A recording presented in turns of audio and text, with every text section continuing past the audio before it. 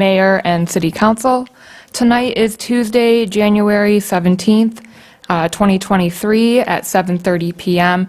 at a regularly scheduled City Council meeting. City staff and public officials with us in attendance. To my far left, City Attorney Van Venerian. To my immediate left, City Clerk Ms. Jennifer Stewart. To my right, Finance Director Ms. Chelsea Pesta. HR Administrator Miranda Gross and Deputy City Clerk. DPW Superintendent Dan Ladd, Consultant City Planner Mr. Mario Ortega, Fire Marshal Jason Gonzalez, Police Chief Mr. Paul Shakinis, and also distinguished guest City Auditors Mr. John Pfeffer. Mayor Ackley, I'd like to turn it over to you. Okay, thank you. We'll call the meeting to order. Welcome, everyone. Would you please stand for the Pledge of Allegiance and remain standing for the invocation? Pledge allegiance to the flag. Recording in progress. And to the republic for which it stands, one nation, under God, indivisible, with liberty and justice for all.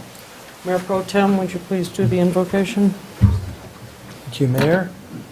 Dear God, we ask you to preside over this meeting tonight.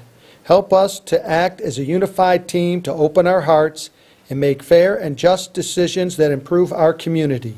Also, may we come together as a whole with the courage and strength to show kindness and compassion as we collectively work towards the betterment of humanity. Amen. Amen. Thank you. Roll call, please. Ackley, Here. Ambrose, Here. Fernandez. Councilmember Fernandez is she's attending virtually. Locke, Lublin, Here.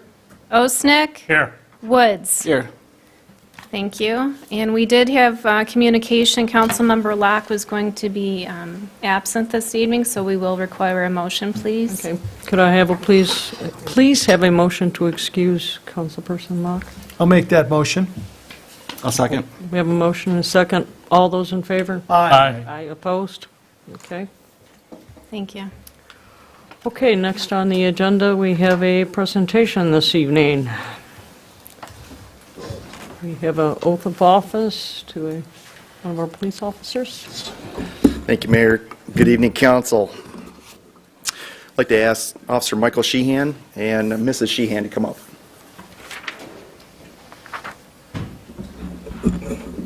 Right up over here. It's been a few years since we've done this, and I'd like to get back. The manager and I both agreed that it'd be nice to introduce our police officers and firefighters. So after a few-year hiatus, Officer Sheehan is our first victim. Officer Michael Sheehan joined our department in July of 2019 as a reserve officer. In October of 2022, he came on as a certified officer working shifts. Michael lives in Ann Arbor with his wife Pamela and their daughter. Michael attended Schoolcraft College Reserve Police Academy and Washtenaw Community College for the Police Academy. Officer Sheehan started his career at the Milan Police Department and has also worked at the Washtenaw County Sheriff's Department. Again, here tonight is his wife Pamela. I asked that the clerk would swear him in, and then Pamela will pin his badge on.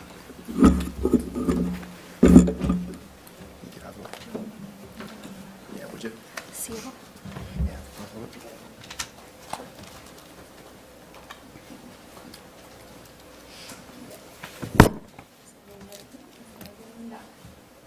I do solemnly swear or affirm that I will support the Constitution of the United States of America, the Constitution of the State of Michigan, the Charter and ordinances of the City of Waltham, and that I will faithfully discharge the duties of office of police officer according to the best of my ability.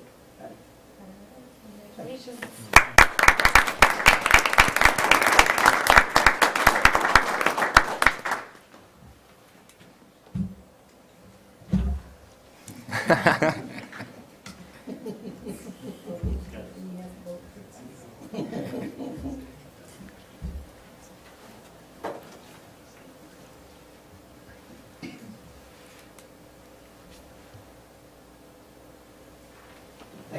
Congratulations. Thank you.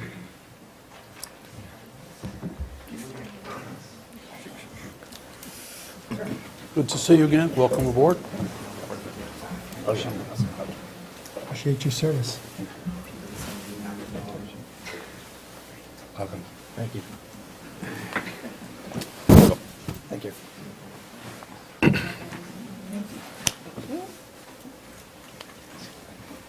And one more.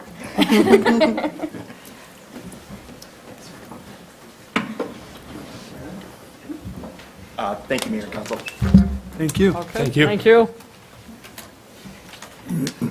Okay, the next item on our agenda, we'll turn over to the city manager for introductions, present our auditors. Mr. John Pfeffer and his team is here tonight. As you all recall, we've promptly and timely filed the audit. Mr. Pfeffer is here to give you the final update, answer any final questions. I believe each of you had a copy of a electronic copy for tonight to peruse perhaps over the weekend, but you have a hard copy in front of you. I believe this has been delivered. So, Mr. Pfeffer, if he's ready, you can come up and say a few words and answer any questions. Yes, sir, you have to. All right. Well, first of all, as always, I would like to thank City Council for having us as your independent auditors. It's a privilege, and it happens to be one of the audits during the year we look forward to, coming out here to the city. So I did want to start out by mentioning that. Also, along with that, too, is after COVID was over, obviously we're back in the field. And when we come out, it does put a lot of stress on staff. And I did want to, give them some accolades. They were very good, helped us get through the audit on a timely basis. That helps the city with not only getting the audit done timely, but also within budget. So everybody really stepped up. You have a very good staff here. I would point each one out, but that would take a while. So anyway, they do a great job. So I wanted to mention that. Along with that too, since I've been working with the city, I think I can't not mention this, is that Dennis came to the city just before our firm did as auditors, and we were brought in during a kind of a tough time financially for the city. And I'm going to talk a little bit about how all the great accomplishments that you've had and what you've done. And, again, City Council has done a great job. And, again, Dennis's stewardship has helped a lot. So I just wanted to start talking about that. Along with that, though, the best news is that we're issuing a modified opinion, which is the highest level that we can issue.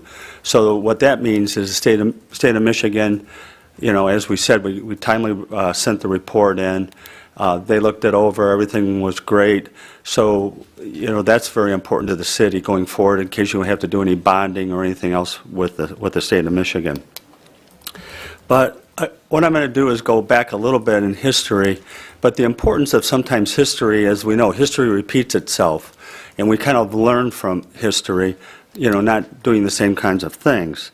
So the one thing I wanted to point out is that you've really made great steps in containing your legacy costs in two areas. The largest one was in the pension area. You currently pay all your benefits, everything's up to speed. And along with that, you are continually paying off the old legacy debt. And that's very important for the financial condition of the city going forward.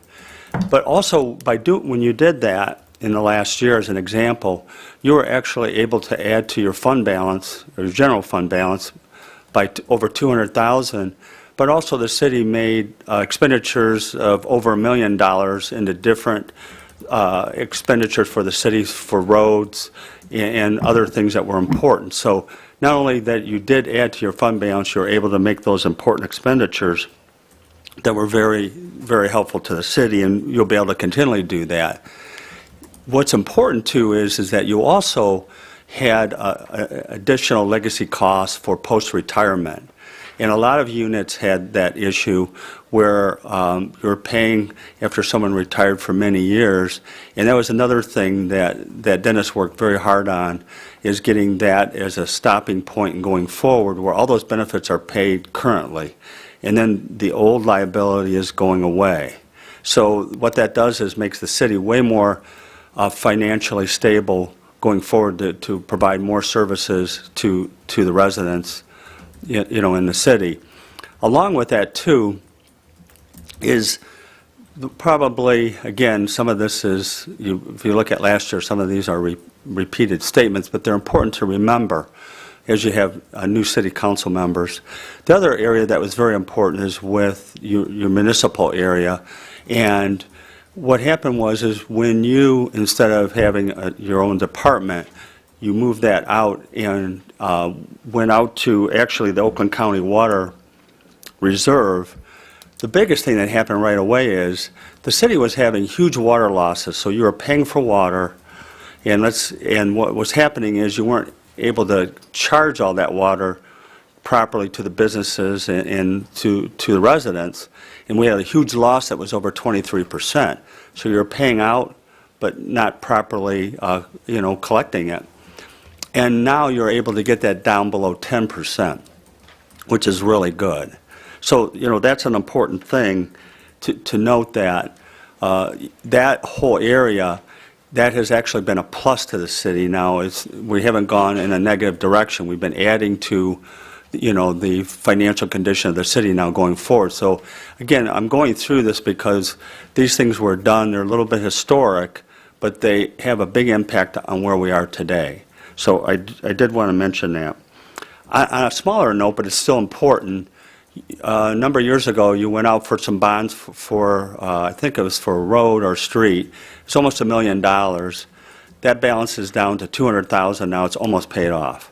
So again, you've been able to, out of operations and everything, pay off that debt, and that was very important. So again, excuse me, that added to the financial condition that we have at the city, which is very good. So, as we're doing the audits, we issue an opinion, and, that goes to the state of Michigan. That's very important. But I like to talk about these other things because I always look at it as if I was sitting, where you are, and I'm trying to make decisions and try to understand what's going on. This audit report obviously is as of June 30th. It's a little historic, from where we are today. But still, it really shows a real milestone of what you've been able to achieve. So I did want to mention that tonight, and then at this point I'll just open up for any questions that you might have on the audit report. Thank you. Does anyone on council have a question or a comment that they would like to make at this I time? have a comment. Well done, John. Thank you. Thanks. Thank you. And I'll make a comment as well. Well done, city administration, Right, because that's, you're just checking everything over. right, exactly. Well done. Yeah. Thank you. Let me make a comment, Mayor, if I might. Starting from this year backwards, I will start with Ms. Pesta, who's sitting full-time as our finance director. Mr. Schrader's back there somewhere. He's helped out a great deal in this year. But most of the people here have spent some time in treasury, accounting, whatever you want to call it. The city clerk herself served as treasurer, deputy treasurer, and here comes our council member here. That's great. She was the treasurer. Ms. Pesta was the treasurer as well in terms of serving, in terms of understanding the finance. Ms. Jakeway is the deputy treasurer, as you know, of the city. So all of those folks over there have spent some time helping get us back in condition financially. We stabilize it and we contain it. And because I have a staff that understands that generally, we're able to have a general fund balance of over $200,000 in terms of saving this year. That's what was left over. So the total fund balance will be identified there. Maybe they want to tell us about that. But we're doing okay in terms of the future. It's going to still take some time to get it all paid down, but you don't pay it down if you don't stop the bleeding. I think that's what Mr. Pfeffer was talking about. We did stop the bleeding. This council voted to stop the bleeding. We made some adjustments. We're doing, for several years now, we're doing what 10 people used to do with 4. And that's what makes the difference. That's the savings. Some big changes were we had virtually, I continue saying this, but we had virtual incompetence in some of the departments. That's why we contracted out to WRC, Water Resource Office, and that has turned out to be the best thing that we've done in years in terms of saving money and professionalizing. Not only did we save the money, but we now have a better system. We've identified those fire hydrants that were sitting there and never hooked up. it's scary to think that that was actually happening under the old group, but it was. So incompetence was replaced, and now the efficiency's there, and we're a little bit safer as well in saving 10% on water loss. So that's probably the biggest thing for me that I can say. But I think the fund balance that we got, we saved from budget versus what we spent, 200,000, John, is that? Yes. That's what you said? A little more than that. But fund balance all across, we've had that every year, and that's how we roll, as they say in Michigan. That's how we roll. We've been saving the money, we budget it, but if we don't need to spend it, we don't, and it rolls over. So thank you, John. That's all I've got, and I'm proud of my team. I'm still proud of my team. Thank Echo the similar comments. I'm sorry. Go ahead. I'll just echo the similar comments from the other council members as well as Mr. Manager. I thank you, John, and your team for everything you did, as well as the administration.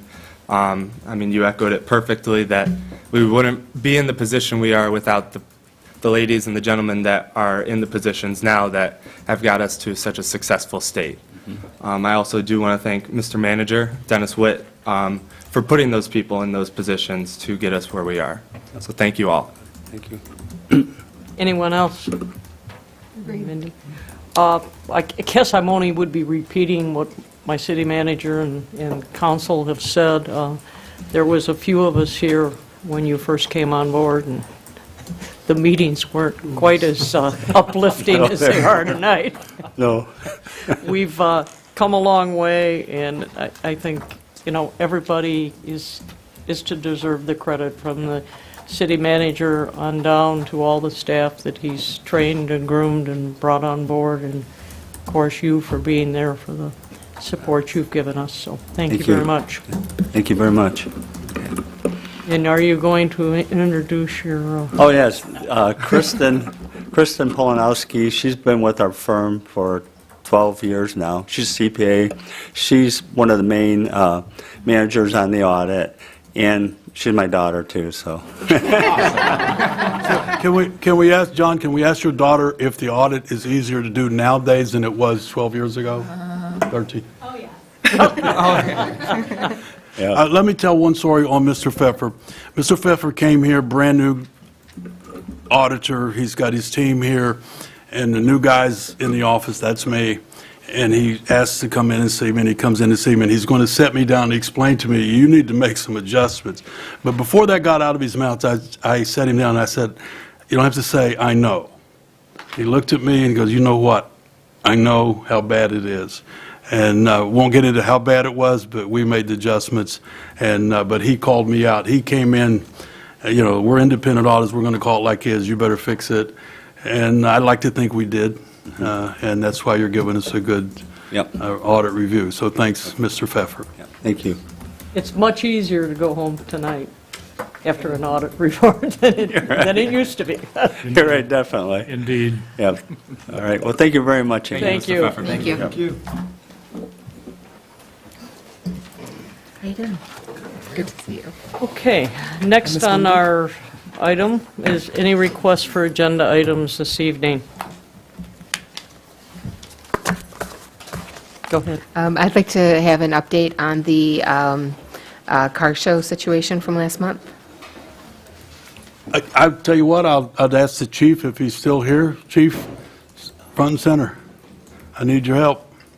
I know a little, but I believe he knows a lot, and actually the city attorney may know a couple of things, but I'll let the chief, the council member has asked for an update on the car show nonsense that went on a few weeks back.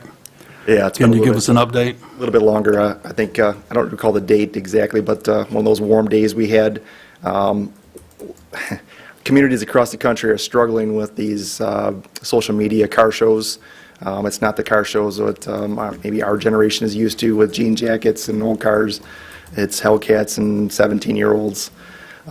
They literally pop up within hours, and you have, in our case, hundreds of vehicles show up in a short period of time in a small area, and they're not just there to walk around. So we had one of these events. We worked late. I get home at 7:30 at night. My daughter says, how come you're not at work? They got a car show going on tonight. That's how we found out. So we had 2 police officers working that night.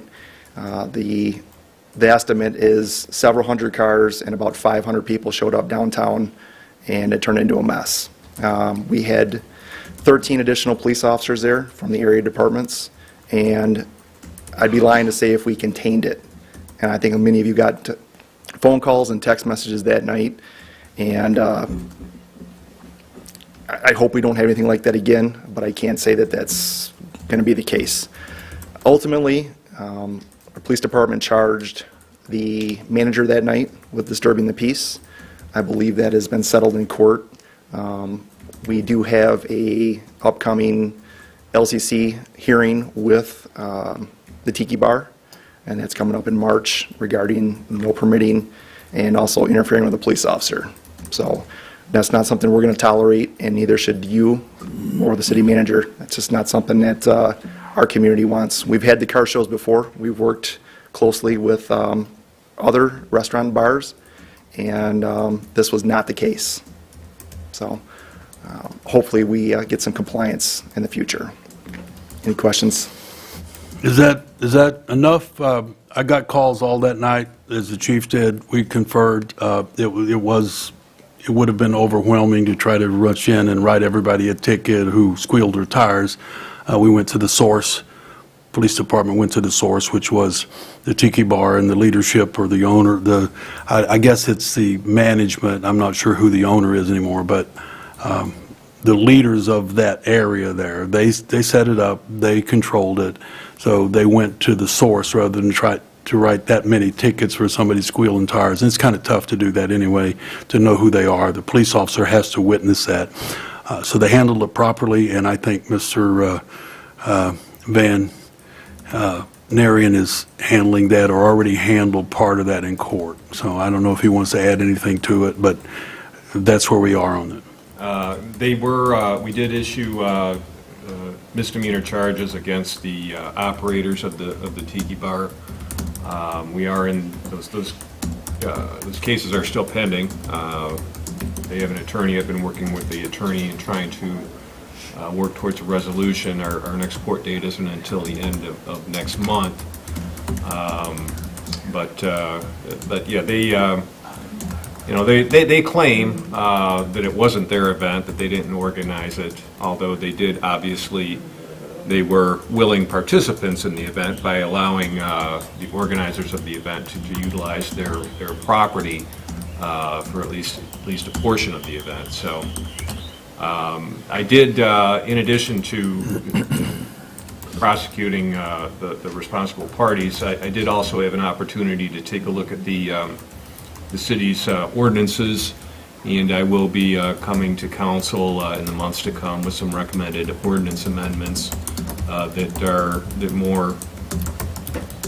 will fit better in terms of permitting requirements for these types of events. Okay, thank you. Back to my question, are there any requests for agenda changes to add to the agenda tonight? Thank you. Thank you. City Clerk, do we have the paperwork ready for me to add to my? Yes, we do. Ms. Okay. Jackways has it available on flash drive to provide to you. Okay, that's There's fine. not I a just didn't want to handout, add but it if will we be weren't provided ready. to- yes, Okay, under the mayor's report, I do have an appointment tonight. So, when we get to that. Anyone else have anything? Okay, we'll move on to audience participation, which I will turn over to the clerk. Good evening, everybody. For those wishing to participate in audience participation not relating to an agenda item, we do ask if you're physically here that you please approach the podium, state your name and address, and you'll have 3 minutes to speak. And for those that are attending virtually, you do have the option to press *9 on your telephone keypad to have the raise hand feature so we can acknowledge you. And I will turn it back over to the mayor to begin audience participation. We have someone, please approach the podium and state your name. Hello, everybody. David Rudoy. I'm an attorney out of Royal Oak, Michigan, 104 West 4th Street in Royal Oak. I am here in representation of Bazanzo's. which is the marijuana provisioning center and retail located across the street. It's a pleasure, as always, to be here in your council chambers and speaking with you, although I think there's a few less seats than pre-COVID. With that being said, I wanted to talk about two issues quickly. First of all, a couple months back, there was a first reading of an ordinance that would allow the C3 district retail, marijuana retail store to be open until 11 p.m., with the other two districts open earlier.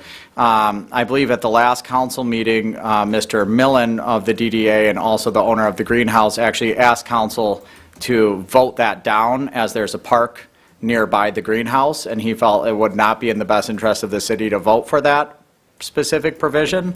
With that being said, at Bezzanzo's, we agree there is a park near there, and that makes sense. But in regards to the other two stores within town, it seemed as though the council on the first reading had voted 7-0 in favor of allowing the other, that one store to be open till 11. And our request would be the other two stores that are not near the park, since Mr. Millen feels it's not in the city's best interest to allow that store to be open until 11. There are no parks near Bezzanzo's, there are no parks near Loom, and we would request the council consider, I do think it would be beneficial to both businesses, to consider allowing the C2 district retail stores to be open until 11. As the council was considering it with one side, I think with the other two, there's no park, there should be no issue, and we would beg the council to consider that and maybe make it a future agenda item. Secondly, at the last city council meeting that took place, I believe back in November, there were a couple of traffic control orders that were specifically passed. One in particular was for Bezzanzo's to have no left turn out of their parking lot. The other two traffic control orders both involved Guest Elementary School and parking and traffic issues there. This was the only one that involved any businesses. I understand the reasoning behind it, but I would note that there's a car wash, a gas station, mobile gas station, Copper Mug, McDonald's, all of which people are still allowed to turn left out of. I'm not sure exactly what was in the study. I know there was a study performed on this issue, but it does feel as though the car wash is has just as much turnover and people pulling out of the parking lot as Bezzanzo's. It does feel a little bit targeted. We would ask the city to potentially reconsider, or if the city would consider maybe making that no left turn only at the high traffic times, like the rush hour times, rather than all day long. So we would beg of the council to consider that and potentially put it on the agenda for future meetings. Thank you. It's an honor and always a pleasure to speak to you guys. Thank you. Is there anyone else in the audience at this time? Do you have anyone online? Oh, I'm sorry. I didn't see you stand up. Sorry about that. Hi. I'm new at this. Could you pull the mic down so we can hear you a little, or at least I can hear you a little bit? Thank you. My name, Yes. Denise Mazie, and I'm at 521 Wynwood. Okay. And I've been living in Walled Lake for a long time. And I went to church on Sunday and was kind of surprised what my pastor said about him being served with a misdemeanor and the possibility of being taken to prison. And I go to Orchard Grove, and apparently there's a water tower that needs to be, we want to paint. We wanted to put a message on it from how we are, we want the world to see us as God is love. And from what I understand, there's been some communications back and forth about the water tower not being safe. And I'm not sure if, if there's been any kind of engineering done on that as far as if it has definitely been deemed unsafe. Typically, old water towers are just end up to be ornamental, and that's why we thought we could just paint it. And we thought it would be just a good message. We didn't, not using it as a billboard, it wasn't the plan. And anyway, so that's what I'm here for. I was just here because of what happened and how it struck me. I enjoy living in Walled Lake. I have for very many years, and I hope to continue. So that's all I have to say. Thank you. Thank you.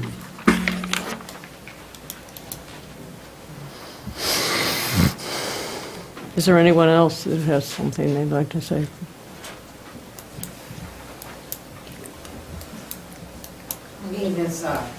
My name is Ruth Kraus, and I just moved here from Waterford into Wolverine Lake.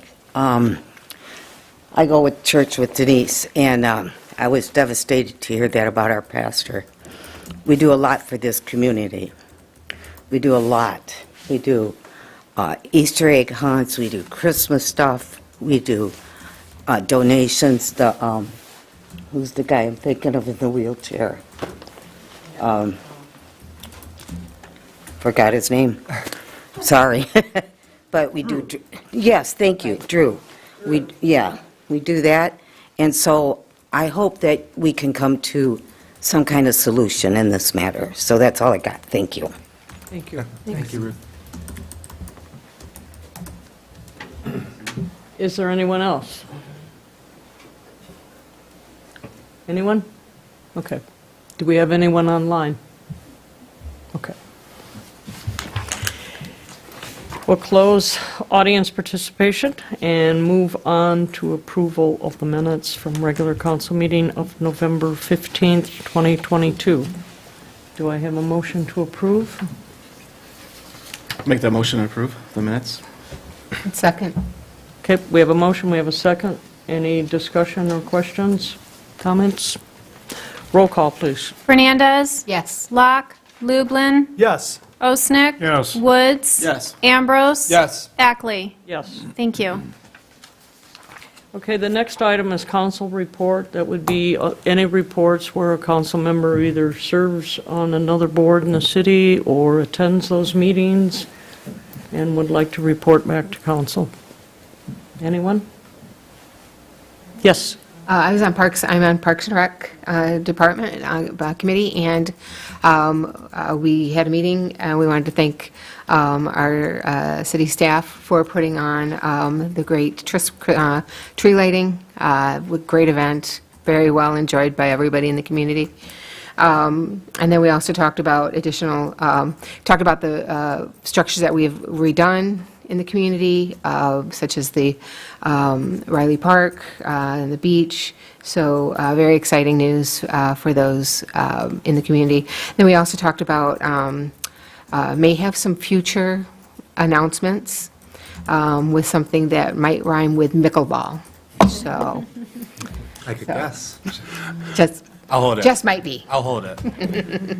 Pickleball. Dennis.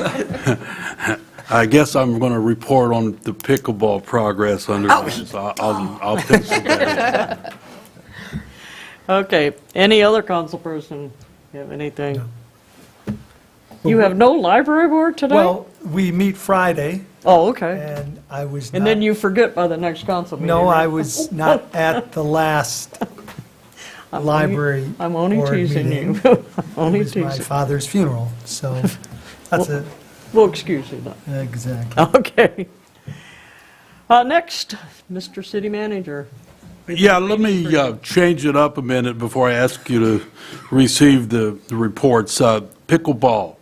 At the meeting, at the rec meeting, which I attended with staff, the discussion, that was one of the last things, the pickleball courts. And so we did do a survey. We went down and checked it out, and I've worked with Ms. Jakeway and our superintendent, and it looks like we may be able to to get something done there, to make an adjustment. Dan's always ready to give us some input, so if you give me a minute, let him tell us what we might be able to do so that we can say that. Now, the pickleball idea, it actually originated somewhere at council. I don't play pickleball, I didn't have a clue, but apparently we may be able to do that with some adjustments. It's time to redo the tennis courts and several things down there anyway at Riley, at Sims Park. So Dan, I know you didn't expect that, but give them an update on what we're thinking about with pickleball. Okay, so down at Sims Park, we've got the basketball court, and we also have a separate tennis court. They're both paved. They're both large enough to fit possibly 4 pickleball courts in, or we could just start out slow and do 1 pickleball court, resurface the existing asphalt, do little adjustments on the fence, and go from there. That'd be probably the most cost-effective way, and get our feet wet in the pickleball world and see how it goes. I mean, that's a great strategy to do rather than probably all of them at once. Let's see if the community can adapt to it, see if they enjoy it, and then once it builds something, then that's when we can double do it. Well, it's timely now. Later on here, we're going to talk about budget just to get started on that early. And so what we do would require some budget discussion, stuff like that. But I did make an assignment to move ahead on that project to investigate and give a better report with Ms. Jakeway and the superintendent. So somewhere maybe at the next meeting or whatever, we'll be telling Rec where we're at and what the possibilities are. And there's a whole lot of, I guess, groups that are playing pickleball now, and I guess the closest one is the brand-new facility over in Commerce across from the high school, I think. Richardson. So I have not made that trip yet, but I guess I ought to. So we might have something for Rec at the next meeting and what we might be able to do, but it'll all fall under budgeting, what we're going to do for budgeting, and that depends on the city council, but pickleball is on our agenda for this year. I don't have a feeling one way or the other, but I have a question, don't go away. It doesn't. Sorry, Mayor. Okay, right now, we have a tennis court and a basketball court. Correct. Is the pickleball court going to take up part of one of these courts, or? So you could actually continue using it as both. Now it could be all 3. So you can paint the lines inside of the tennis court, because the pickleball court is smaller. Your purist tennis players might be a little upset about that because it takes away from their championship court. They wouldn't be able to hold sanctioned events on it, but it could be inside of the tennis court, and you could have a multi-purpose. Well, that was going to be my facility. question. Are we going to have the pickleballs and the tennis balls fighting each other, or what are we going to do here?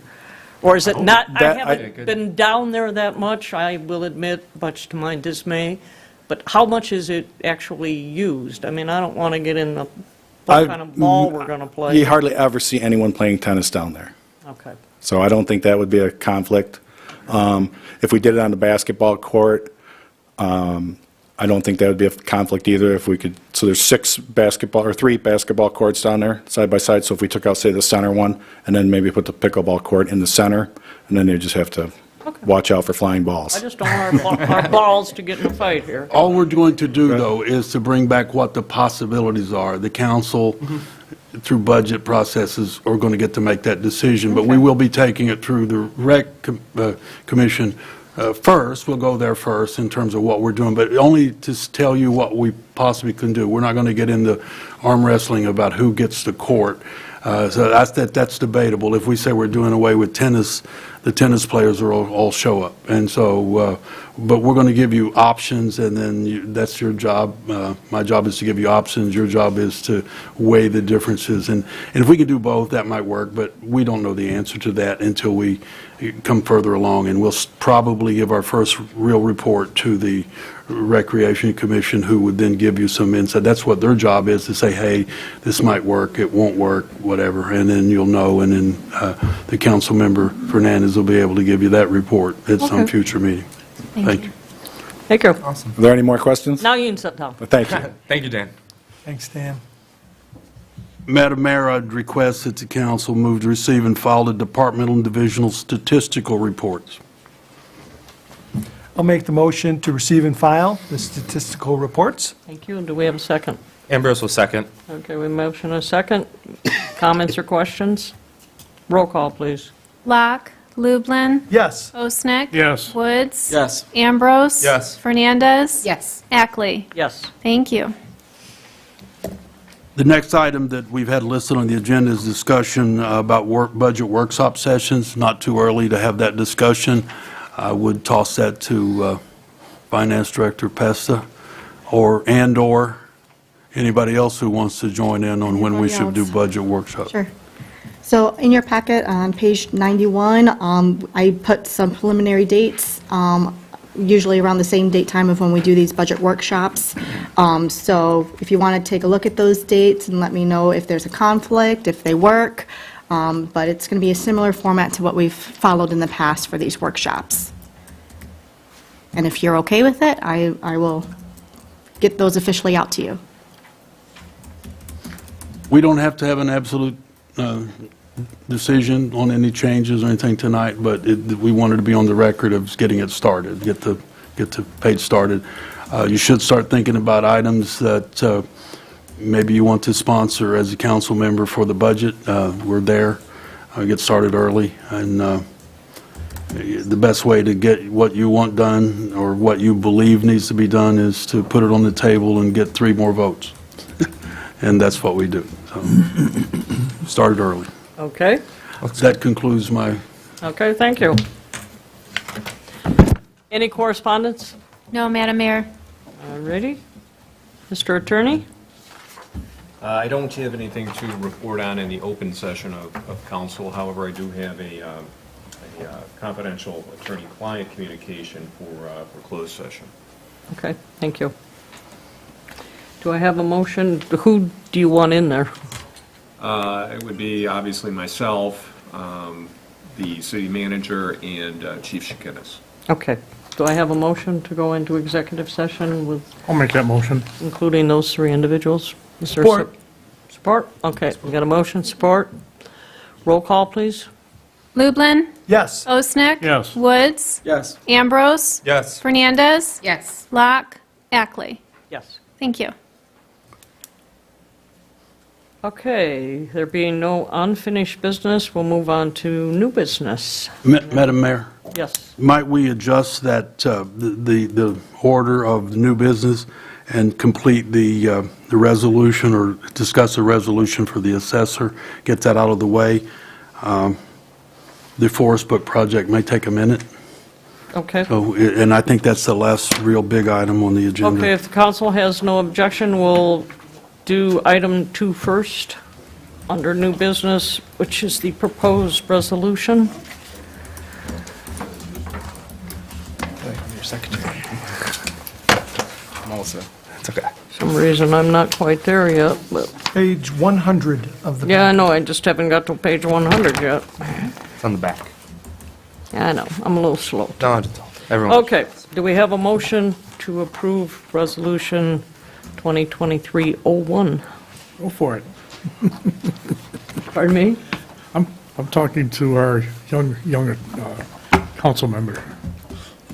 I'll make that motion to pass resolution 2023-01. Do I have to read it all? I don't want, that's your thing. Sure. Think we'll second. Under discussion, Mayor, might I? All right, you two?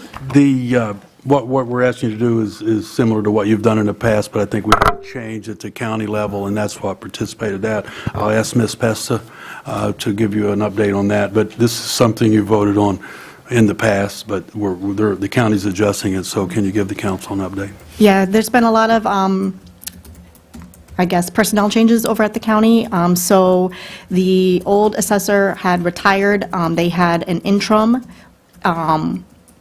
person that they designated, and we approved that resolution not too long ago, I think about a year ago, and they officially has made a replacement as an Oakland County assessor. His name is Michael Nozart. So they are asking for us to do an updated contract with the new assessor that they have hired. Okay. Any questions? Guess we're ready for a roll call. Osnick. Yes. Woods. Yes. Ambrose. Yes. Fernandez. Yes. Locke. Lublin. Yes. Ackley. Yes. Thank you. Okay, now are we ready to go back to item number 1? And that being the Forest Brook Park Wall Lake LLC proposal, second revision. Yes, sir. Good evening, council members. It's a pleasure. A lot of familiar faces, a couple of new faces. I know it's been a year since we've been here last. If you don't mind, we have one of the neighbors on Payson Road, Mr. Jackson here, and he would like to say a few kind words. I know he wants to get home. It's getting real dark out. So if you don't mind, I know it's a little bit against protocol, but I'd like to see if he could come up and say a couple words regarding the project.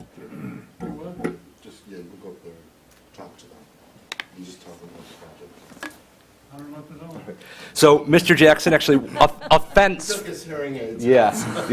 A fence fell down on the property, right at the beginning of the project. So, one of the first things we did was go out there, introduce ourselves to, about 5 or 6 of the neighbors who are on the common property line. Mr. Jackson, I know he's kept a very watchful eye on the project. He's enjoyed seeing it go up during his pastime. So we just repaired one of the fences, and, I don't know how many commissioners have a chance to get out there, but we've been working with a lot of the neighbors. Mr. Schneider, too, who I know is a former police detective with the city, he had an issue with some flooding on his property. We actually tore out some additional sidewalk and helped raise the sidewalk to remedy that issue. So I just wanted to mention that here at the very beginning. So again, my name's Spencer Schaefer. I'm with Schaefer Development. Forest Brook Park, if you drive by there, we're getting very close to the finish, but, there are a couple of items that we wanted to address with the board. It's my first project. My father really did throw my feet in the fire, and I'm glad to say I haven't came out too burned. I think we've done a very good job, but, like I said, there are a couple of minor issues we have, by no means major. I know I've had the opportunity to meet Mr. Ortega. I don't know where Mr. Ortega, oh, there he is right here. Mr. Ortega on site, as well as Mr. Mackey, and I want to thank them, appreciate the time. It wasn't something that was required, but it helped us discuss some of these issues and figure out a way to work them out in fast order, and we did receive some complimentary words, so I want to thank them for that. So going straight into the presentation, who's in control of the slides? I just want to make sure. Okay, Ms. Jakeways, could you go to the next slide, please? So, table of contents, there are really 3 items here that we have to discuss.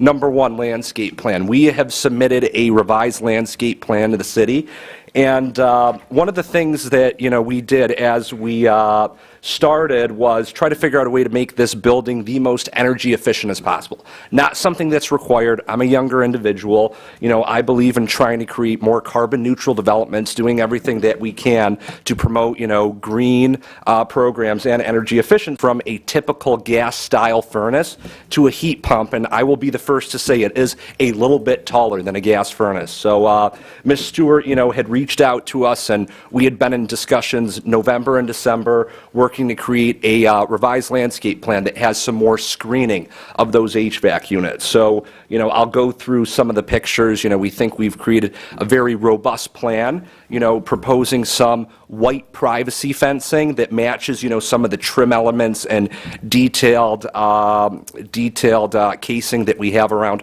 our window openings and the doors. And then we also look to propose some additional arborvitaes. So those arborvitaes have gone in. I'll talk about them when we share a little bit more of the pictures, but we thought doing a blend of natural screening as well as the privacy fencing created the best aesthetic look to make sure that those HVAC units were fully covered. A more minor item, we weren't able to get all of our general plantings in around the buildings. These are our our bushes and some of our other specific plantings. So we would like to ask council, I know it's staff who has to go through the process, but one of the things that we wanted to talk about was if we could potentially, use one of the current escrows or bonds we have for the balance of those general plantings, which is under $3,000. It's frankly a very minor amount. And then thirdly, there are a couple of minor architectural changes. Really, item number 1 and item number 3 are the beef and potatoes of this presentation. So I'm not going to focus so much on black and white landscape plan, for folks like me, Mr. Ortega, even Mr. Witt, who deal with these things on a daily or weekly basis, we have an idea of what this means. But we had some minor shifts of general plannings. This is very typical.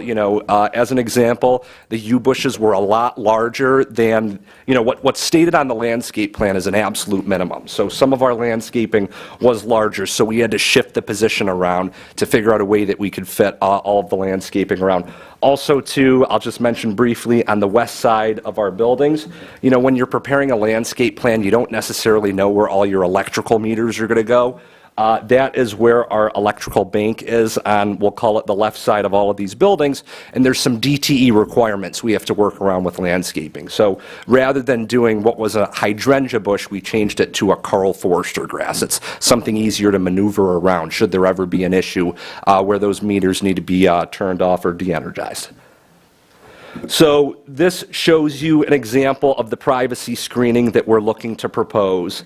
I'm going to keep it real simple. For those who've been out there, I know we had a chance to meet with Commissioner Lublin. There are areas where we have 2 HVAC units next to each other and areas where we have 3 HVAC units next to each other. Those HVAC units are a hair over 4 feet tall. They're 50 inches, so 4 feet 2 inches. We're proposing a fence that's 4 feet tall, but as is typical with a fence, you raise it about 2 or 3 inches above ground level for maintenance. So the top of the fence will match the top of the height of those HVAC units, fully covering it from view. Staff's largest concern was people who were walking along the sidewalk or traversing along Pontiac Trail and Decker would get view. I'm not going to lie, a large majority of our HVAC units are along the publicly facing side of the building, and they sort of had to be because that's where we have our open space. It doesn't differ significantly from what we've shown on the landscape plan, but again, we did change our units. Frankly, when that change was approved, I'll be the first to admit I didn't, heat pumps are a little bit new to me. It's been a learning process. I've learned a lot. But I did not know at the onset those units were higher. So, I'll be the first to say we've made some mistakes, but, we've really tried to work hand in hand with the city and, with the neighbors and be good corporate citizens. And then you can see there in the bottom right-hand corner that, just gives you an idea of the arborvitaes. We sort of tried to plant those on the ends of the fence or, where 2 fences met, with each other, just try to produce a more natural feel. I know Mr. Ortega in his review letter, I don't want to put words in his mouth, but there was a recommendation, for approval on that. So, I think it is a very good method to, hide those units as best as possible. Next slide, please. So these are some pictures, so right here where we got 2 units next to each other, this is where we're looking to provide an 8-foot fence. You can see where we put the arborvitaes. We had met with Mr. Ortega, but in addition, having a site visit with him on site, we've talked with our HVAC contractors, our landscaper, our landscape architect, general contractor, because a landscape plan, again, is very general. It's a guide. But, we took account placing in these general plannings, we wanted to get as much landscaping as we could in the ground before the winter because our next opportunity, isn't going to be till April or May to get any more landscaping once the frost laws are lifted. But we designed the landscaping in a way where we can fit in that, privacy fencing, which obviously would need to be approved by council tonight, but we've left room for growth of the plants. So, those plants aren't going to be right on top of the fence. We've supplied at least, 2 feet, in some cases, almost 3 feet to allow for those plants to grow. While they are, on average 4 feet high now, they'll grow to up to 6 feet or 8 feet high. So, they'll be a heck of a lot more robust come, 24, 36 months from now. Again, we can sort of breeze through this a little bit quicker, but here where we got a bank of 3, this is actually on the, I call it the back side of the building, the garage side, the front side, but the back side is what faces, Pontiac Trail and Decker. That's where we do have a larger section of that privacy fencing. So here, there are 3 locations on the front side of the building where we need to replace those units. It's going to be very easy to do that. Again, another location along the front side of the building.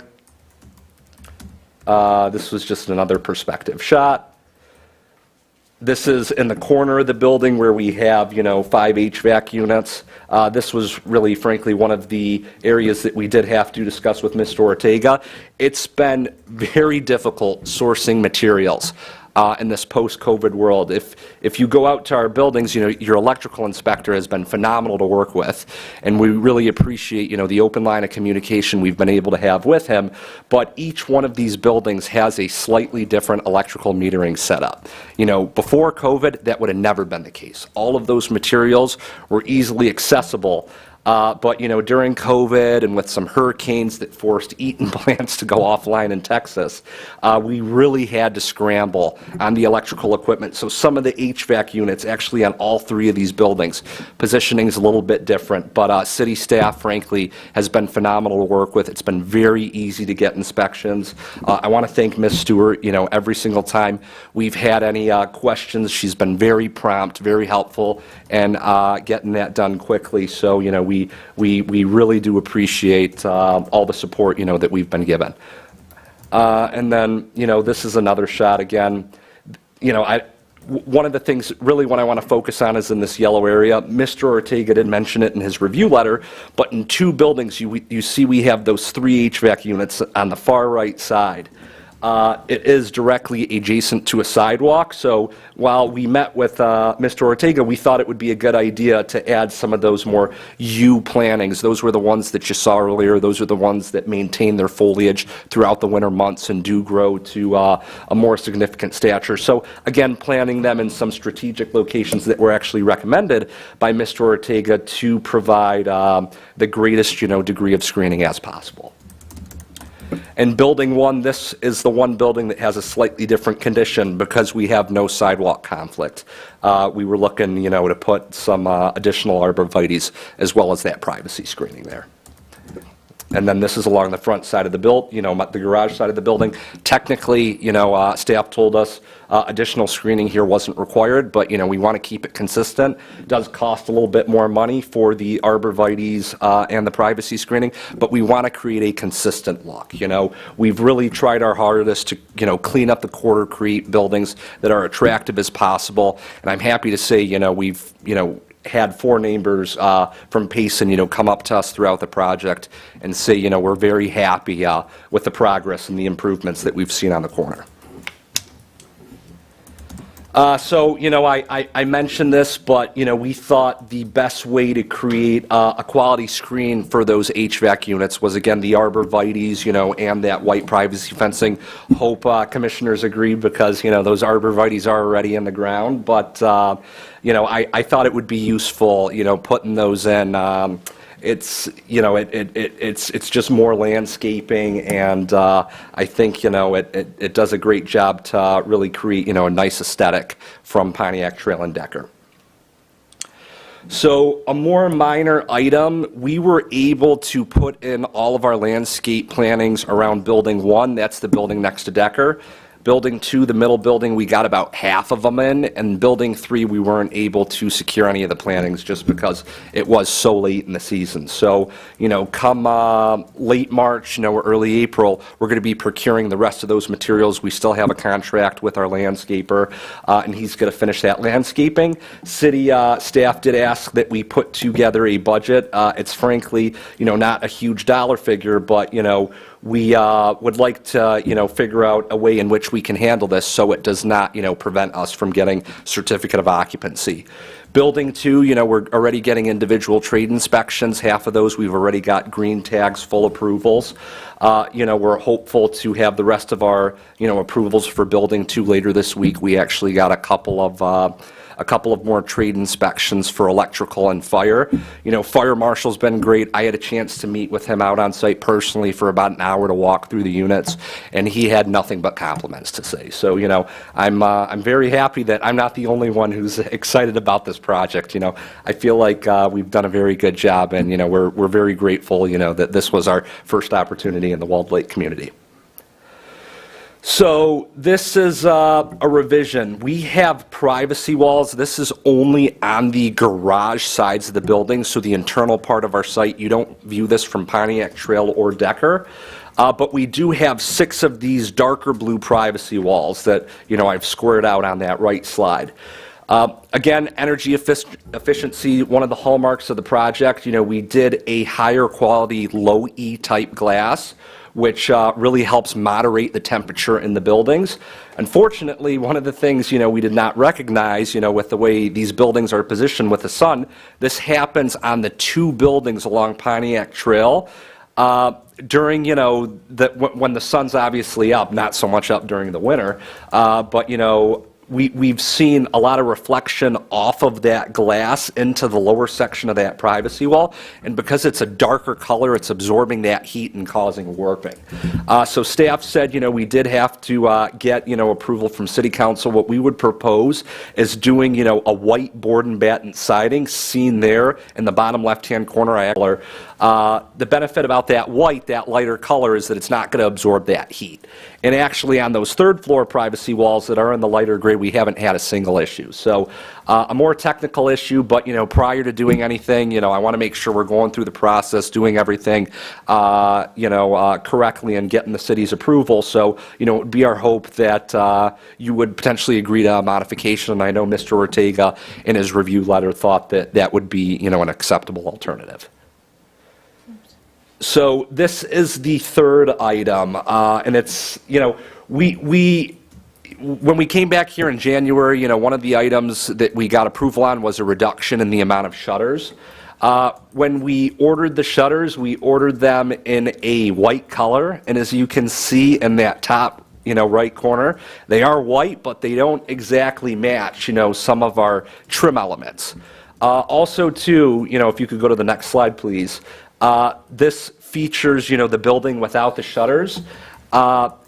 I'd like to see, I think we have a lot of architectural variation. The trim that we actually have around the windows and the door walls is wider than what we had stated, on our approved plans. We have a lot of color variation. It's a little hard to see here in this image, but, if you go out there, we have a lot of different materials on the building.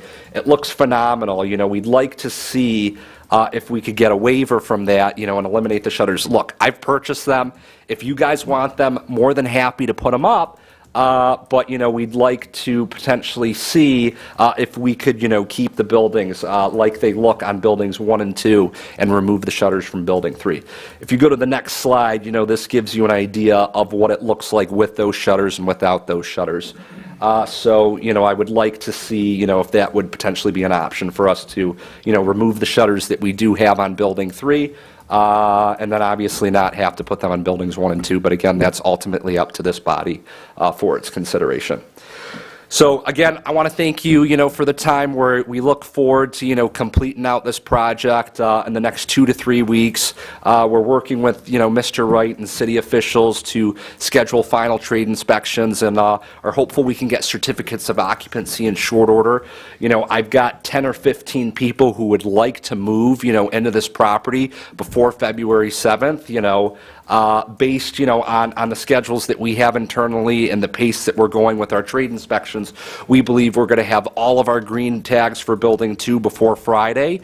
The only other thing that would be required is for Mr. Wright, to go through, do his final inspections, and then for us to get C of O. So, we're going to be, I don't know if it's the right forum to talk about C of O here, but, I just wanted to bring that up. We do have a lot of people who are interested, and we look forward to getting this, leased up and, being a good corporate citizen for the city for years to come. Thank you. Okay. Thank you. Any council person want to start out the discussion, or? Can we hear from Mr. Ortega first? Just his If discussion and review. I like that idea. That's fine, or we can ask him questions as we go along. Yeah, just however. really briefly, I'd just like to say, you should have a memo from me regarding these proposed requested changes. And the issue is the fact that this is a planned unit development. So the zoning ordinance requires that any a modification to the planned unit development that involves modifications to our current ordinance requirements has to be reviewed and approved by the final body, which is the council. And so in this particular case, with these basically the three types of revisions needed on the plan, we would recommend approval of the revised screening requirements for the HVAC equipment or the heat pumps. We also do believe that the revisions to the wall materials for the walls between the balcony units is minor, and that's also, we recommend approval of that. And then when it comes to the shutters, that's basically, we do believe is a subjective opinion, but based on each council member's personal preference on whether the addition of those particular elements really adds to the style of the building would be attractive, or whether the absence of them is adequate. So I can then take any specific Was there any question. other changes based on the original plan and then what was approved in the planning commission? No, these would be those changes. These would be the three changes. Mario, I'd like you to start all over. Sure. Okay. And give a shorter summary than you normally do, but for the benefit of those watching and listening, explain that how the process, they got approved by the planning commission, what we're headed toward is a change to that, and how it even looks. Right. This is not an objection to anything, but I think what you just said is going to be foreign to a lot of people who heard it. They're not going to know that. So simplify it, make it short if you can. This is a change. I agree with you that City Council is going to make a final decision tonight on how we proceed, and administration currently has no objection to how they do that, or even a suggestion. You're the planner, you can throw that in, but start from the beginning. I've got this. Yes. But explain to the people who are watching and the council again. So basically, just a background on the history of this project. With a typical multifamily or apartment tile development, they would be, when they're right in the correct zoning district, they would submit a plan that's in full compliance with our ordinance requirements and have site plan review and approval of the planning commission. In this particular case, the developer opted for what's called a plan unit development, which allows them to submit a plan that is substantially in compliance with our ordinance requirements, but does request some modifications. And the reasoning for that would be then that they provide some other substantial benefit to the city in the development that would compensate for the requested changes to our ordinance requirements. Relevant to this evening, the original plans did have the location of mechanical equipment in the front of the building, and that was a waiver. Normally, the ordinance does require that these mechanical equipment can only be located to the rear of the building, and that's our ordinance standard. If this was proposed all at the rear, it wouldn't be any kind of waiver. They did receive a waiver from that particular requirement because the original equipment was a standard condenser unit, which is lower to the ground, and the landscape plan that was originally approved did allow for sufficient screening, because the height of a conventional condenser is short enough, usually 2 feet at most, and then that in height, and then based on the proposed landscaping of the original plan, they would be screened, and that was deemed sufficient at the time of approval.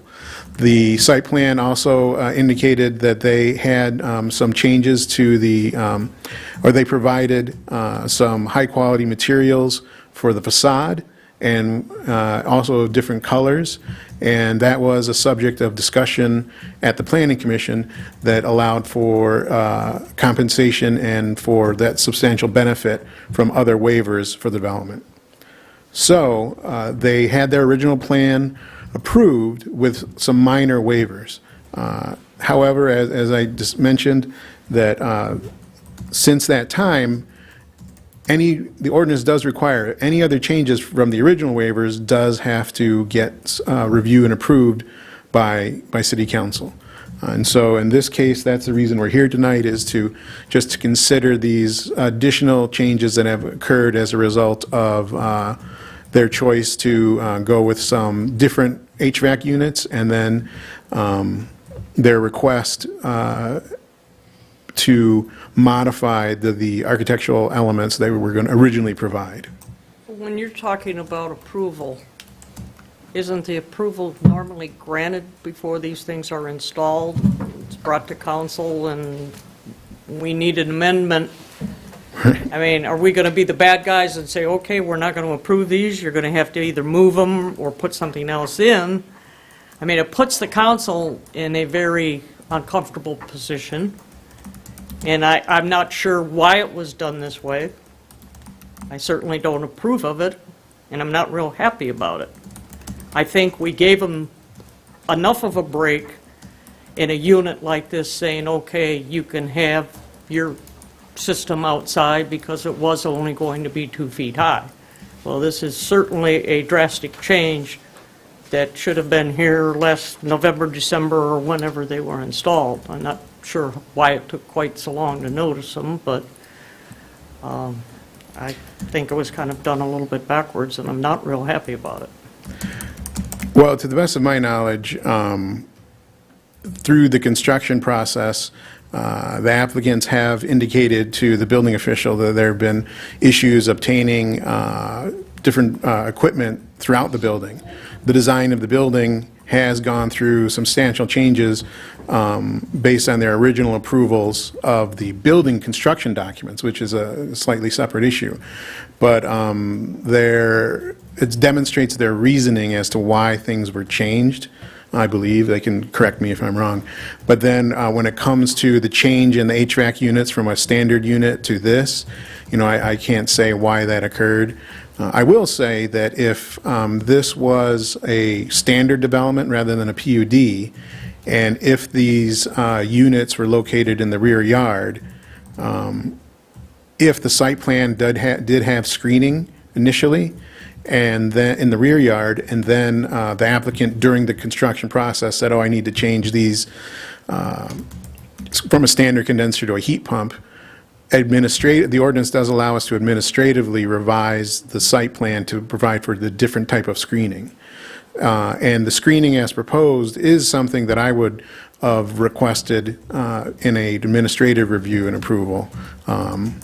Obviously, I would have liked to have seen that as more of a discussion rather than after construction, because I agree with you, Mayor, that, that's something that we typically would discuss ahead of time rather than prior to any installation.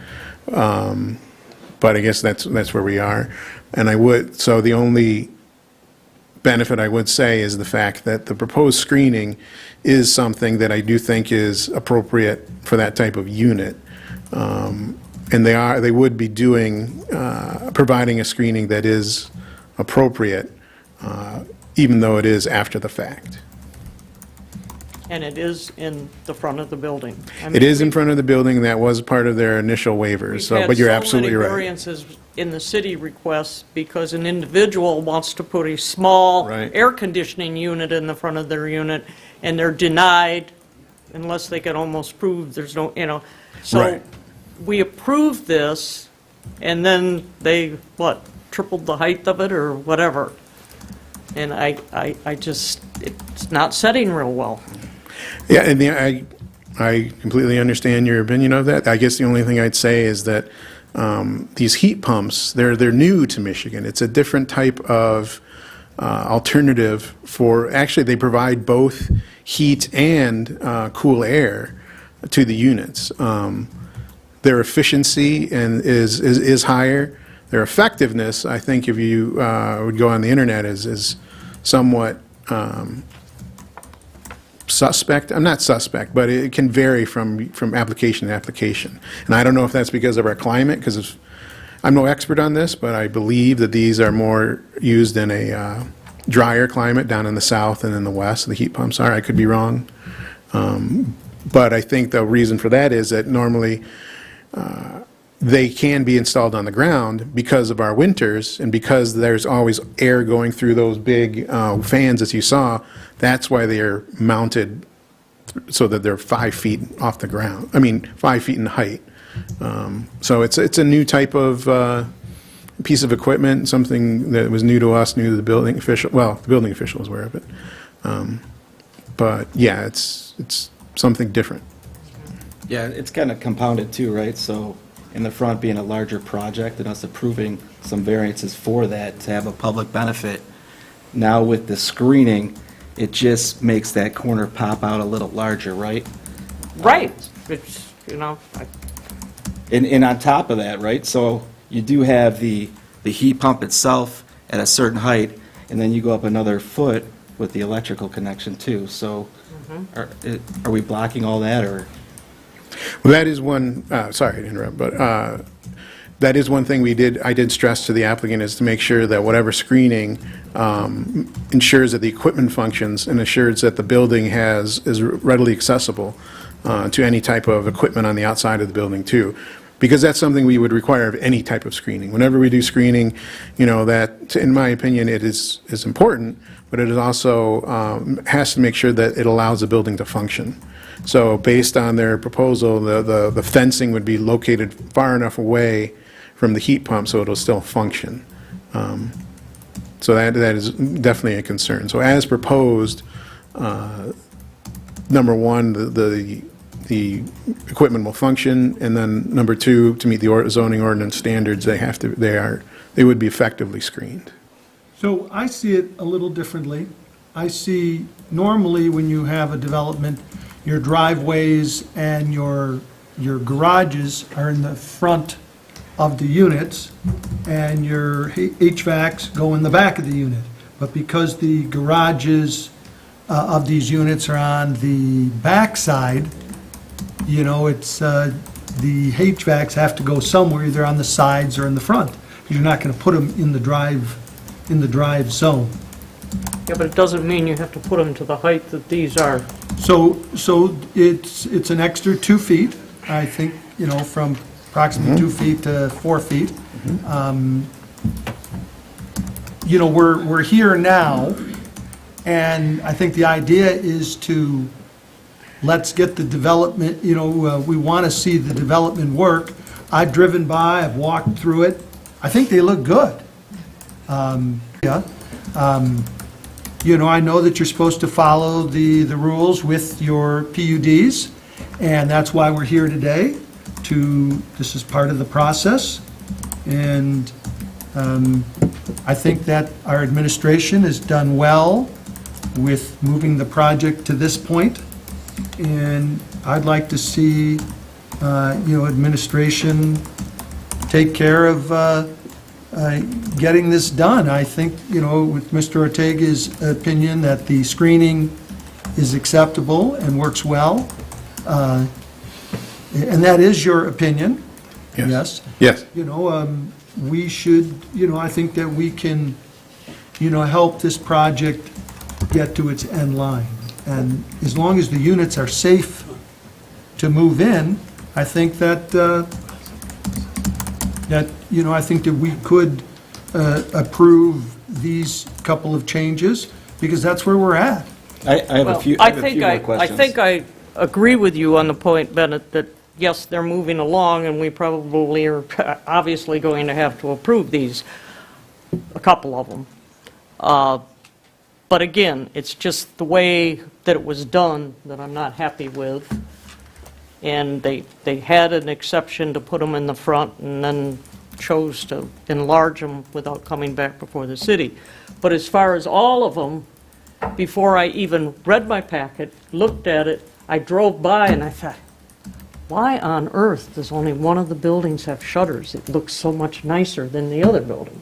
So we have a little difference of opinion there as well. So you think the shutters I do think the look better? shutters really pop out and make, so it's a matter of aesthetics on that one. The other two, yeah, we're probably going to have to go along with, but I think we're going to have a difference of opinion on shutters, but I have a few more questions, if I could. certainly. Some of the amenities that were actually proposed to City Council that we approved, I don't believe there's changes in your outside except for what you presented in terms of changes for landscape that are still needed.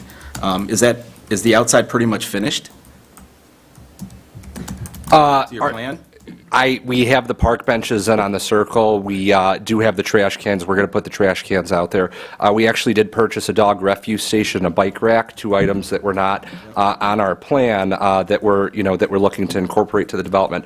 If I may, I would like to make a couple of minor points of clarification. I promise you it won't be more than 60 One seconds. second, let me finish with a couple seconds, with a couple questions. I'd like Mr. Schaefer to talk after he's held the whole council, otherwise Right. we'll be here all night.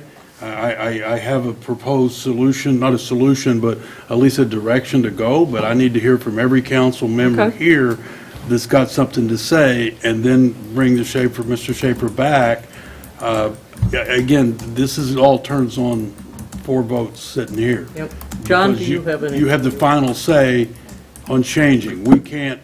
Administration can't overrule that. If you happen to agree that we need to do something different, then there's going to be another discussion about how we do that and what's next up for the Schaefer group. So I think we need to wait, and I don't mean to offend you, but, you jumping in, we're not going to get to the end. Very of this, fair. you know. So, Okay, let's start on this end. John? The units that you're putting in, the HVAC units that you're putting in are high efficiency, they're air pump, they're what? Heat pumps? Correct. Okay. They're not the same thing as geothermal? No. Okay. So basically, it needs to be a bigger unit in order to make it more efficient? No. No, and Mr. Witt, I don't want to speak out of turn. Okay. you're talking to the council Okay. when you get to. Now, a Educate me as far as why did you go with heat Sure. pumps as versus a gas-fired and regular HVAC? Understood. So a gas furnace on this property, just to set the record straight, would have been 3 feet tall. This heat pump is 4 feet tall. Now, the heat pump is an electrical unit. A gas furnace obviously requires the use of gas. It's a condenser. So we did not make any changes to the approved plan. We showed condensers on the landscape plan, then we went through and submitted our building plans to the city with the heat pumps, and that was approved of. And we did state, the height of that. And then once those were built on site, we had a conversation with staff. We felt that it was an issue, and we had a conversation with Jennifer, and we've reached a general consensus to meet this matter. Now, heat pumps were always shown, we'll call it on the front side and on the sides of the building. One of the main points of the PUD is to get the building closer to the road and have the parking in the back, so you don't see a huge surface parking area from the road. So as part of the PUD, in order to comply with that requirement and in order to preserve as many trees as we possibly could on the rear of the site, we positioned the buildings towards the front of the site. Now, I will admit, by doing that, the front of your site is your backyard instead of your front yard, and as is typical, those furnace elements are in your rear yard. Again, it is a foot higher, it's not 2 feet higher. And we're doing the best we can, to screen those units. The electrical heat pump condenser is actually 25% more energy efficient. Excuse me, but we already said we wanted you to speak after the whole council spoke. John asked you a quick question, and you just kept going. John, do you have any more? No. Okay. Mindy? I went and walked the unit, the site, and I think it looks really good, and I think it'll be a great addition to our community. I really like the fact that they're offering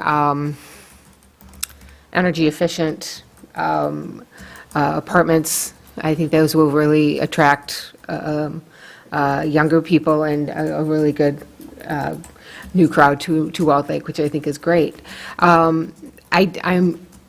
question the process. Like the mayor says, this is a process, I'm newer to the board, so it's not a process that I'm quite familiar with, and I am concerned that we're setting a precedent. However, I think this is a really good program, and I think I'm team no shutter. So. Thank you. Brian, did you have any more? Yeah, I took a look through the site plans too, right? The original plan on the front, which was very appealing for me, was basically the open space, right? Mm-hmm. And then on that, it did have the signage actually closer to the entry points, right? On Decker and then on Pontiac Trail, but there is another change where the sign is actually within the open space. So that is something different. The dumpsters, you know, if it's finished on the outside, is there an enclosure portion for that? And then one of the items that we actually picked up during our approval, and Bennett, you had made a comment too, was the corner house on Payson, just to make sure that the lights that were coming through from the driveway weren't actually shining in the house. Now, the fence looks great. It looks nice on the neighbor next door. I think they did a nice job. And beyond there, the foliage does cover it. It doesn't seem like it does match up to the site plan specifically for that corner house. And that could be a bother for somebody seeing, you know, lights coming in through their backyard all the time. Casey? Property is beautiful. I mean, I can't thank you, Stephen and Spencer, enough for choosing our city to build in such a beautiful building, multiple buildings. Obviously, there were some hiccups along the way. Some of those hiccups, some of my council members and mayor may think are ask for forgiveness rather than permission, or just overlooked. They're HVAC units, so they work with the plan. They should have been known about it. So I'll be in agreement with whatever we decide on for that. In regards to the shutters, correct me if I'm wrong, but you, Spencer, you said that if you were to install the shutters a couple months ago, that you would be putting holes in the siding, correct? So now to remove those shutters, you would have exposed holes, correct? And so we'd be re-caulking each one of those holes, correct? We would replace it with siding or caulk it. They're very small holes for Okay. a tiny screw. Okay. Again, with what Councilmember Mindy said, that it does set precedents for the PUD, that there are certain things that were set in stone by some people that were on this administration, some people that weren't on this administration. And it does put some of us in a hard spot of what we have to kind of decide on. One, for example, I guess I would say I am Team Shutter, since it's part of the plan that was originally stated. Regarding the HVAC units again, I don't know really what much else to say, that we are kind of stuck in a pickle of what we decide. It's not a pickle I would want to be in on this Tuesday evening, but we're here now. That's all I have to say. Thank you. Thank you. Okay, back to you, sir. Mayor, council, I think from administration's point of view, we do not want to create more difficulty than it's already been created. I think what has been stated tonight shows that their actual work hasn't met the plan. We don't need to talk about why that happened, whether it was a supply chain or a change in this and a change in that. We are where we are. The way to move the project at least forward in a path that we might be able to complete it sooner than later is to consider handing it over to administration if that doesn't fly in the face of an attorney's opinion. The reason it's here is because we cannot override City Council. City Council voted for the planned unit development. That became the rule in the case. If you give it back to administration, and we can try to deal with the kind of things that's been talked about tonight. I would like to point out that everything that needs to be talked about has not been talked about. But in terms of moving it ahead, getting the screening out, we as an administration are not as concerned about the shrubbery or the foliage or whatever as some other people would be. But we're concerned about life safety issues, and we don't believe that's an issue at this stage. So we could move it forward. You could vote, I believe, and I think the city attorney needs to join in at some point here. You can move it forward by giving it back to administration, or any version of that going back to Planning Commission. I think that delays a lot. I think any more delays is going to be damaging to the project itself, because they're going to lose time and money, and for them, time is money. So we need to move it forward, but we don't need to give away the store. We don't need to set a precedence any more than we have to.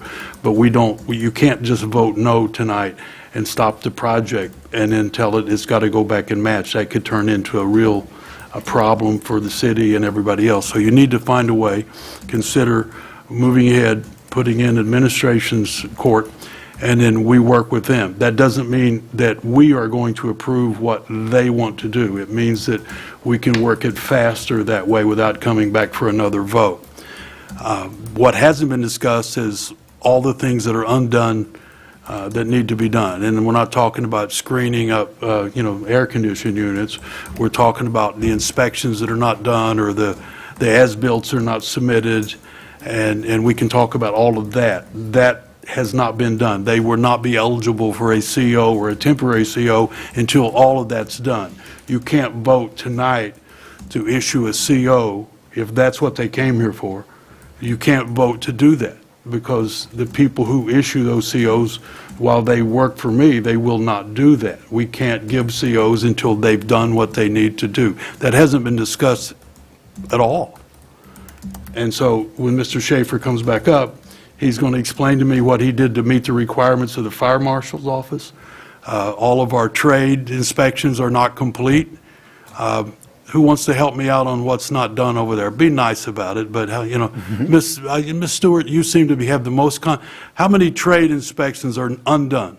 We still need buildings 1 and 3, all the trades. We still need, some are scheduled, but we still need the remainder of building 2 done. We still need as-built engineering revisions that were required. And building official Wright was looking for as-built of the building as well, because there were quite a few changes from the original building plan that was submitted. In brief, I'm sure there's more. Okay, so what you've heard is generally what I said, what wasn't discussed when Mr. Schaefer stood up. I still recommend that you hand it back to administration. The record should show now that he doesn't get a CO if that doesn't get done. And I will be the bad guy for you. We won't bring it back. We will bring you back a completed project if Mr. Schaefer and his team is serious about getting it done. I think we all know that it didn't match what was approved first, but there could be reasons. We don't need to revisit all of those. We just need to move forward. And I agree with you, but if council is the only one that can change the PUD, how can we forward it over to administration? And that's the lawyer's question, I think, I mean, how do you... I expressed my opinion that I don't like the way it happened, but I by no means am going to sit here and kill this project. That's not my intent. We don't want to kill the project. No, I don't want to kill the project, but they may want to do another project in the city. You asked me a legal question, and I'm giving it to the legal guy, so I think. Well, I'm only the mayor, so go ahead. Let's hear from the attorney. Well, what they are here for tonight, and what they are seeking from the city council, is an amendment to the approved plans, to the approved site plans and the landscape plans and the zoning-related plans for the project. And only city council can approve those changes. Under our ordinances, it's not something that can be considered or approved administratively. It can't, it's because it's a PUD, changes to the approved plans have to come before council, and it's ultimately up to the council to decide whether or not to approve those changes. The other things that we're talking about are really more non-zoning related matters. They're not things that are tied to the zoning of the property, and therefore they're not tied directly to the PUD. However, if they're not in compliance with if the project doesn't comply with the approved plans, that will prevent the certificates of occupancy from being issued for the project, because that's part of the review that the city, that the building official and city administration does, is to determine whether or not the project complies with the approved plans. And if it doesn't, then then they don't, they're not able to get certificates of occupancy. So that's why they're here today, is to get these changes so that these items won't be an obstacle for them getting a certificate of occupancy once they're ready to ask for one. So the decision has to be made by council, As far as these three requests. right, the requests that are before you tonight are council decisions. They're not administrative. Okay. To move things along, does any council member want to hear anything more from Mr. Schaefer? Or have we heard what we need? Okay? I suggest that we do them one item at a time. That's my recommendation, if that's okay with everybody? Yeah. Okay? First one up would be the changes to the HAVAC system and the enhanced buffering. If I'm right here.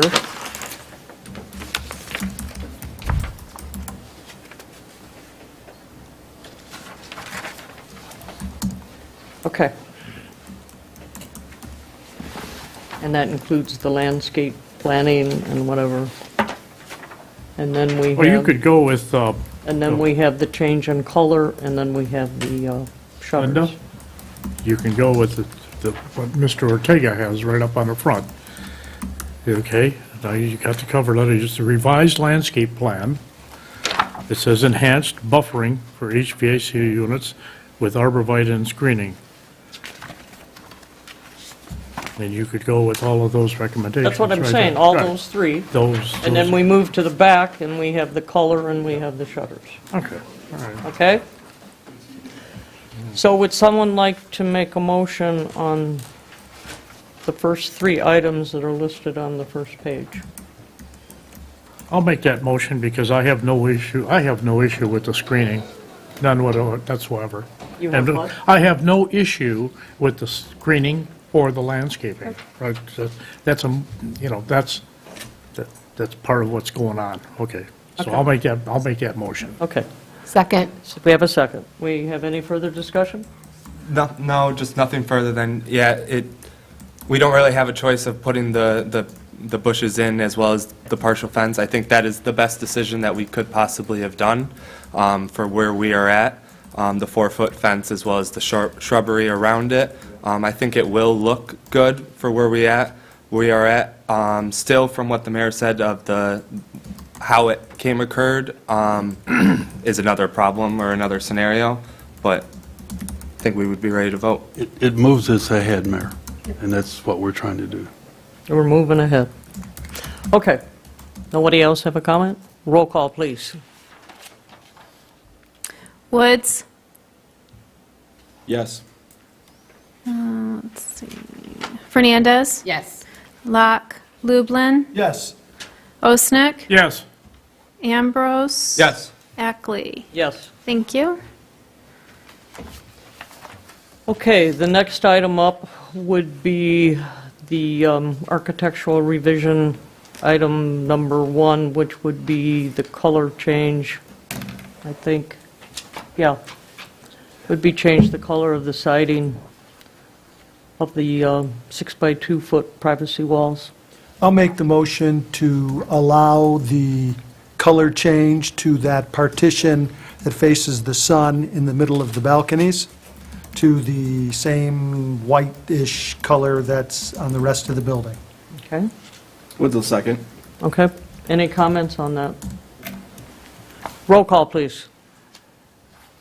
Fernandez? Yes. Locke? Lublin? Yes. Osnick? Yes. Woods? Yes. Ambrose? Yes. Ackley? Yes. Thank you. And the last item is probably the most subjective, would be the shutters. Now, do we have a motion on that? Before we make a motion, I still have the minor fear of having a guarantee that if we did remove the shutters on building 1, whatever, the one that does, building 3, that does have the shutters on it, My fear is that we wouldn't replace the siding, we would just caulk it, which would only last that 3 to 5 years. We would be willing to replace it. Okay. Okay. Do I have a motion? I'll make the motion to eliminate the need of the shutters for aesthetic purposes. I think it looks better without. With the proviso that they replace With those. that they replace the existing siding spots rather than caulk. That'd be a second. Any comments? Roll call, please. Locke, Lublin. Yes. Osnick. Yes. Woods. Yes. Ambrose. Yes. Fernandez. Yes. Ackley. No. Motion carries. Okay. I think that, You know, Mr. City Manager, do we need, would you like us to make a motion to allow administration to make I don't know changes as needed now that I'm we've all not sure it's voted on needed them? now. I probably would ask the attorney if these three motions and approvals have met his requirements. If you look, he's got a memorandum there. He's got a memorandum there, but I think we have the authority to do that anyway. So, I mean, you can make the motion, and it doesn't hurt, but I believe we've got the authority to do everything else. I believe we do. So if you want to make the motion that administration takes hold of it some way, ever how you want, to move it ahead, because I don't want it to slow the process down. I think you've dealt with what need to be dealt with.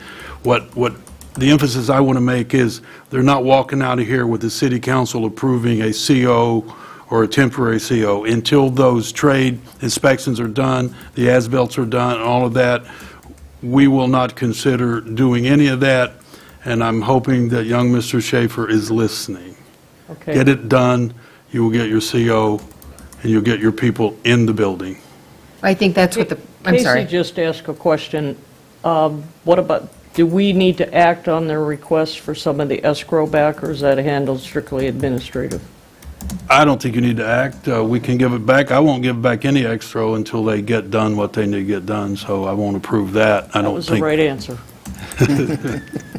My question, yeah, That's what escrow's Yes. for, to get them to do just what. to echo what the city manager said, yes, and I think the developer understands this, that they're not here to have city council approve a certificate of occupancy for the building tonight. They're just here to ask that the city council approve an amendment to their current plans to allow for some modified screening, shutters, siding, things of that nature.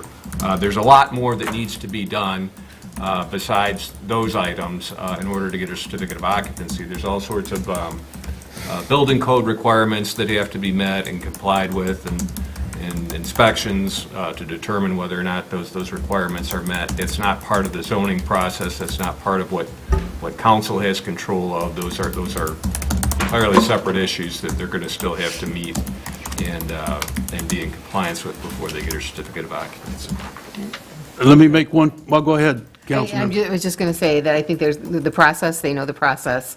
The city has a process of getting all the permits done, and that'll be done, and If they'll be ready. young Mr. Schaefer shows as much energy getting that done, the inspections, I will work with him. I will order whatever we have to do to expedite that, because I think that's what they need. I think they need to get people in the building and occupying it. I understand that, but there can be no issue of any COs until those things are done. That should be the first priority for the Schaefer Group. They get that done, and we'll all be on the same page, and we'll come back at the next meeting and say it's up and running and they've got tenants. That's what I'd like to tell you at the next council meeting. Okay. I'd like to hear. That sounds good. Okay. You know what, I don't know, maybe make a motion that allows the final approvals to be placed with It doesn't administration? hurt. I think I have that authority. The attorney he could second-guess my legal opinion. He's the lawyer, I'm not. I believe that we can do this. I believe the city council, you didn't hand it off, you voted. I'm glad you did. You know, I'm glad I didn't have to You're decide if the comfortable? shutters were going up or down. I personally don't care about the shutters, but, yeah, I Some can... of us do. So you voted, I'm glad that, I was willing to take... That's why I wanted them separate issues. I believe we're going to get this project done for the group. I believe they're going to have tenants sooner than later, but it's going to take some effort on their part, and I appreciate the city council's taking that on, and I'm sorry I had to put it back on your table, but that's the nature of the law when it comes what to we're here for. PUDs. It's not a problem. Okay. That's why they pay us the big bucks. Exactly. At least it keeps it interesting, right? Okay, let's move on and finish our meeting here. Council comments, Thank everybody. Thank you. certainly. Thank you. I have a bad back, so Oh, I almost didn't make it there. Thanks. looks painful. Mr. Osnick, I hope everybody had pleasant holidays. I know I did. Now we're back in the saddle. We're taking care of business, and it's good to see that we are taking care of business. we are. And that's it. Okay. That's Mindy? Just want to say thank you to the staff again for the holidays, and Dan for putting up all the lights and the tree and the menorah and the manger scene. It all looked beautiful, very festive, and I think it helped everybody's mood getting brightened during the holidays, so thank you. Thank you. Ryan? I also agree. Tree lighting ceremony was phenomenal. Place looked great. A lot of hard work that was done in 2022. Looking forward to what we're doing this year. Casey? Tree lighting, beautiful, as always. Wasn't as cold, which is exciting. Again, what Councilwoman Mindy Fernandez said is, brings a lot of people joy. Small community of just about 7,000, but we show that we have a heart as big as we need. That's from you, Dan, and your team, as well as our city administration. I can't thank everyone enough for how well the city holds themselves and puts themselves forward in this community, as well as Oakland County. Do want to say thank you and congratulate Officer Sheehan for his full-time position that he just acquired. I remembered back in that position about a year ago, where I am now with my father holding his seat. It brought a big smile to my face, so thank you. Certainly. Bennett? Thank you. Just want to say that we completed many wonderful projects last year, and I look forward to the new projects. And on that same note, as the auditor mentioned, we are paying off, it wasn't roads, it was actually our DPW building, and that, as of next month, I think the final payment is being made, and we will be debt-free as a community, which is remarkable. And that's, that's because council has, steered the ship, and you've been manning all the good places. Do I have that wrong, Chelsea? It will be coming in 2024. Oh. Building's paid off this year. Yeah, the building's paid off, but we still have a bond. Yes. But we're getting closer. We have one more year for building, that, all right. You're jumping the gun. I am, but we're still doing great. We still have the pen. Thank you, Mr. Schrader, for pointing that out. The number guys, it's always the number guys keeping us in line. Are you finished? I am done. Okay. Would you like to pass out the paperwork for? We do not have a handout. Ms. Jackways is going to place it on. Oh, okay, okay. What I would like to do tonight is RJ, and is it? I'm trying to think. I just went blank. It's Johnson. One page? Yeah. Thank you. RJ is very active in the Wall Lake Area Civic Fund, and which is, I don't know if you want to term them, I would term them a business in the city of Wall Lake. They certainly support us. He supports us, and I think he will be a very good addition to our DDA, and I am nominating him tonight and ask for your approval. I'll make that motion. Do you need a motion? What's the second? Yes. Any discussion?